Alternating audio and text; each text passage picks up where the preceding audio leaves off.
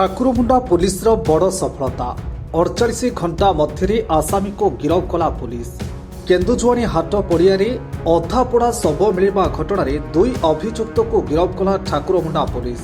गिरफ व्यक्ति माने हेले ठाकुरमुंडा थाना अंतर्गत जड़ीबिल ग्रामर रंजित महांत उर्फ जटिया बयस 29 वर्ष एवं घनश्याम जामुता उर्फ कटरा बयस 23 वर्ष बोली उपखंड पुलिस अधिकारी सुब्रत कुमार सूचना देइछन्ति।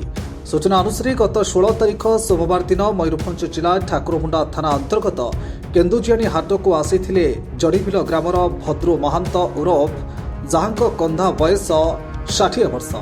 से ग्रामर दुई दोकानी सामान्य पत्र पोड़ा मांसर टंका नथिबारु जीवन में मारिदेवा परी एक लोभघर्षणकारी घटना सामना को आसीथिला। कंदा महांत उक्त दोकानी मानक पाखरु मद पीवा पई पत्रपोड़ा मांस सहित चना आनी खाइबा परे टंका नदेवा कारणरू उभयंक मध्यरे प्रथमे बचसा होइथिला।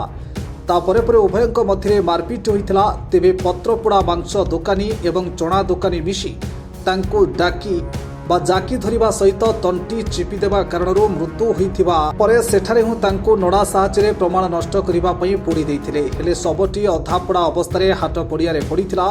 घटनार खबर पाई ठाकुरमुंडा पुलिस केस नंबर 123 मामला रुजु करी घटनास्थल में पहुंची तदंत आरंभ करने सहित विभिन्न व्यक्तियों प्रतिक्रिया नहीं।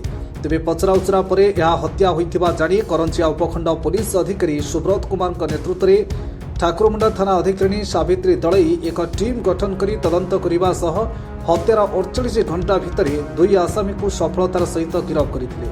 आसामी को नहीं आज क्राइम रिक्रिएशन करते। तेबे उभय अभियुक्त को कोर्ट चालान कराजिबो बोली करंजिया उपखंड पुलिस अधिकारी सुब्रत कुमार सूचना देइछन्ति। 16 तारिख राति रे खबर आसिला जे केन्दुझुआणी हाटरे हाट कर्नर आड़ को टिके गोटे कौन गोटे जलुथिबार देखा जनक तो सी खबर देले थाना को।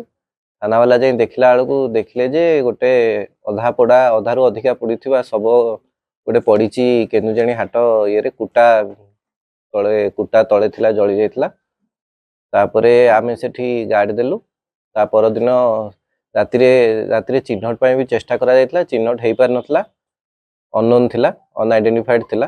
ता परदिन सखाळे आइडेंटिफाई हैला बॉडी जे भद्रु महांत उर्फ कंदा बोली जने व्यक्ति तांको बॉडी बोली आइडेंटिफाई कले। तांकर निज बड़ भाई आइडेंटिफाई कले।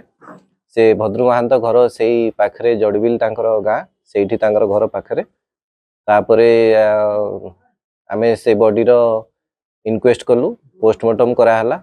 से भितरे से घटनार तदंत आरंभ कराला। घटनार तदंत आरंभ करे से मद सेठी पीथिला बोली खबर आसला जे से सेठी मद पीथिला। मद आउ से चना वाला थिले आ पतुआ बिक्री करथिले।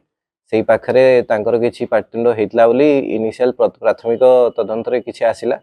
तापरे आमे जेते जण मदवाला अछंती सेठी आमे धरिलु। तांकु मद चाखणा जेते बिक्री करथिले समस्त इंट्रोगेशन करागला लास्ट 2-3 दिन रे। फाइनली आमे बाहरला जे हमरो रंजित महांत आलियास जटिया जे कि सेठी चना बिकुथिले आउ घन जामुडा आलियास कटरा ए दी जण मिसिकी तांकर गोटे घन पूर्वर शत्रुता तो कहजीवन किंतु झगड़ा होता घन जामुडार। आउ से मद पीकी माताल होगी चिलाचिली करथिला। घन थरे जाइथिला क्रिकेट खेलिबा को ता घर पाखकू डिसीज्ड घर पाखकू सेठी भी तांकर सेठी टिके पार्टिंड होइतला। घनर राग थिला। आउ रंजित महांत डिसीज्ड वंशर भाई भी लागिबो।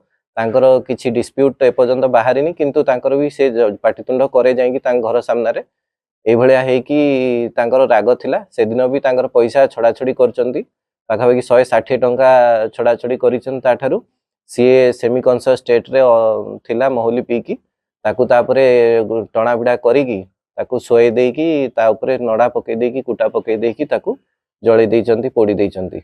गोटे कुटार बळा करिकी पोड़ी देइचंती। एही टोटल केस रो ये रे लक्ष्मी महांत बोली डिसीज्ड रो झियो जे सी रिपोर्ट देथिले। सेही बेसिस रे हमर 103 क्लॉज 1 और 238 बीएनएस रे गोटे केस रजिस्ट्रेशन हेतला ठाकुरमुंडा थाना रो 123 नंबर केस रे। ए केस रो आईओ ओआईसी सावित्री दलई आउ तांको असिस्ट करथले एसआई रत्नाकर बारिक आ हमर ठाकुरमुंडा पीएस रो एंटायर टीम ଏ କେସ୍ର ପର୍ଦ୍ଦାଫାଶ କରିଛନ୍ତି।